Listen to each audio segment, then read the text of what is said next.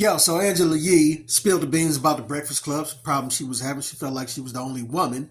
She said she was the only woman in the building at times, and DJ Envy said that was cap. But even if you're talking about her being the only woman that's visible on camera with them two running the show, is she felt like she needed backup and she didn't feel comfortable sometimes, this, that, and other. But here go the clip. On this show, with a lot of bravado, with a lot of edge, disruptive, and that's why millions of people love the show. It seemed to me that people were always riding you.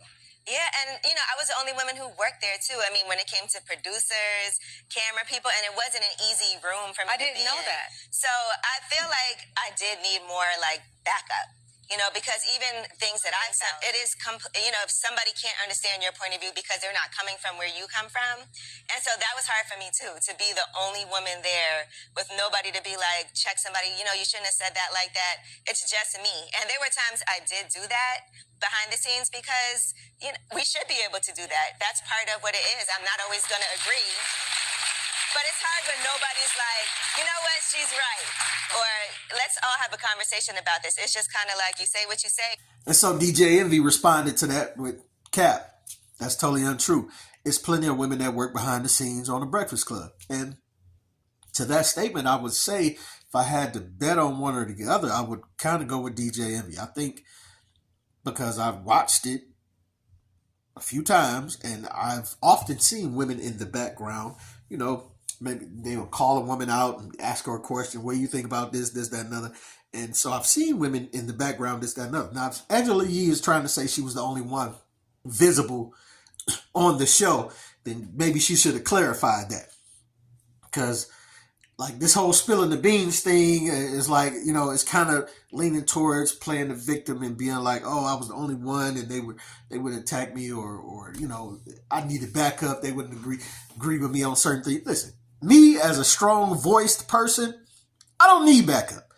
And this is often something that I have to fight with because I overdo it a lot of times when I ain't got no backup.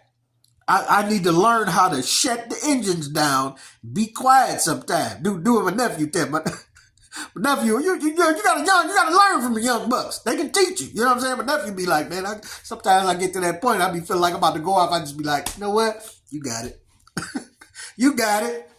I ain't learned that yet, Neff. I'm trying to learn from you, okay? But look, often when I feel cornered in a room where it's like, yo, I feel like people should have my back, but nobody's having my back, and I feel like my back is against the wall, I'm going to, more times than not, turn up the volume and reiterate like Dr. Umar doing, he would get to repeating himself 7 times. You know what I'm saying? I'm going to restate my point and reiterate and, come with backup stats and this, that, and the other to prove my point. Because you're not just going to stand on me here, especially when we get to talking about injustices that's going on with black folk and this, that, and the other. I might be in a room full of white folk and they don't know where I'm coming from with how I'm feeling.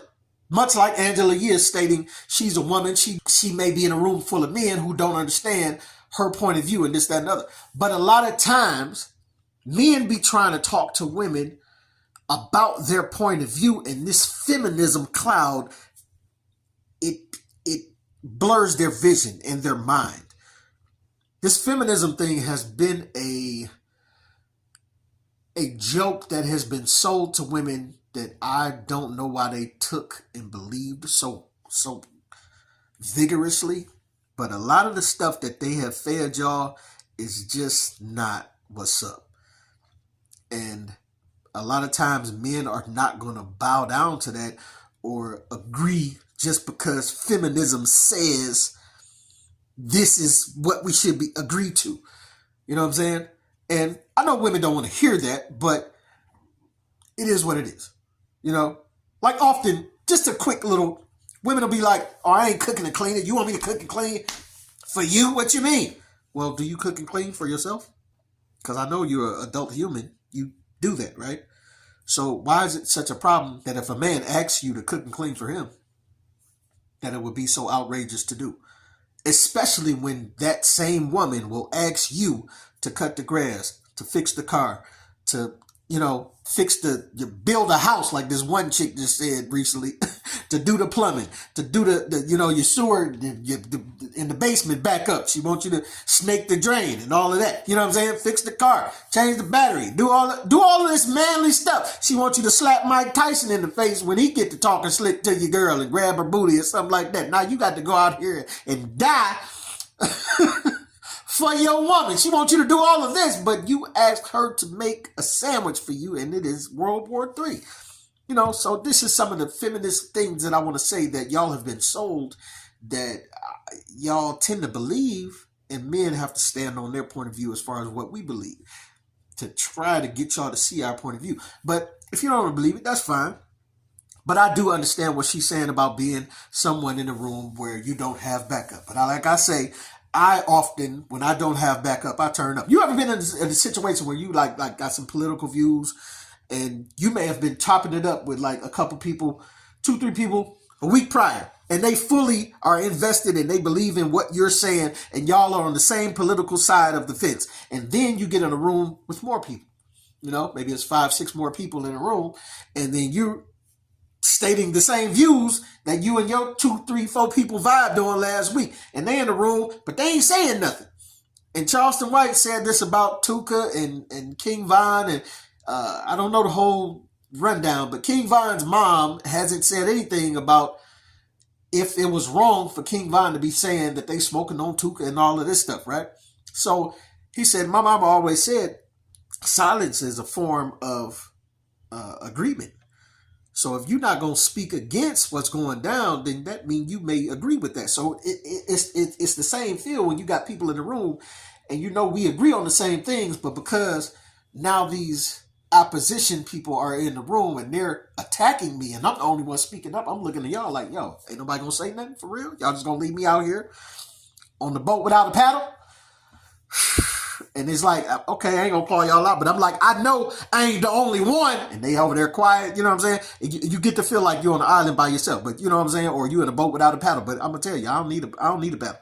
I got hands. I'm gonna say what I got to say. You know what I'm saying? If they ain't gonna talk with me, I'm gonna talk louder. And then you better believe when I get in the room with them on the other side, we gonna have a fervent conversation about what went down and why y'all didn't speak up with me. You know what I'm saying? Because y'all was speaking up last week, but now that the opposition here, then you don't want to talk with me. So I get what she's saying on that, but I'm just saying she got to get what I'm saying as far as when you ain't got no backup, you got to say what need to be said.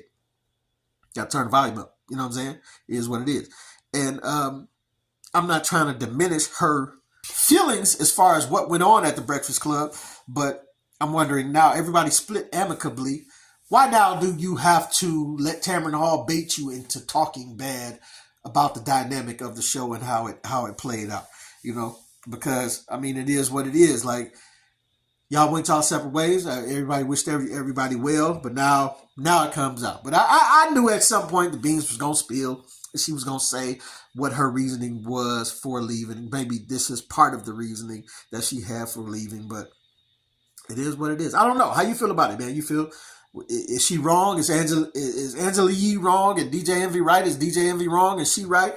I don't know. I saw a woman presence in the background a lot of times on the Breakfast Club show. But you tell me how you feel. What you think, what you don't think. Get at your boy. Put something in the comments for your boy. Get at me.